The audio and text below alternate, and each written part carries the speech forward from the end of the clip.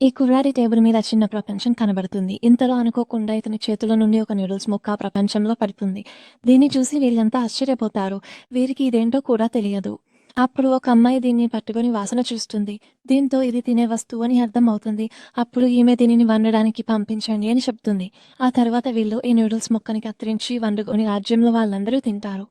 ఇదంతా గమనించిన ఈ కుర్రాడు నూడిల్స్ ప్యాకెట్స్‌లను తెచ్చి ఈ చిన్న ప్రపంచంలో పడేస్తారు. దీనిని చూడగానే అందరూ ఇవన్నీ ఆకాశంలో నుండి దేవుడు మనకి పంపిస్తున్నాడు అని అనుకుంటారు.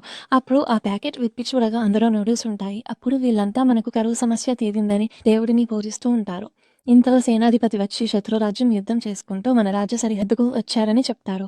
అప్పుడు మహారాణి స్వయంగా యుద్ధంలోకి దిగాలని అనుకుంటుంది. శత్రువుల సైన్యం పెద్దది అవడం వలన అందరినీ చంపుతూ రాజ్యంలోనికి చొరబడిపోతారు. ఇప్పుడు మహారాణి యుద్ధానికి సిద్ధమవగా ఇంతలో ఆకాశం నుండి మంటలు వస్తూ శత్రువులను చంపుతూ ఉంటాయి. అయితే ఈ మంటను Miku 2 plus 2, answer the Lusa comment Chayandi.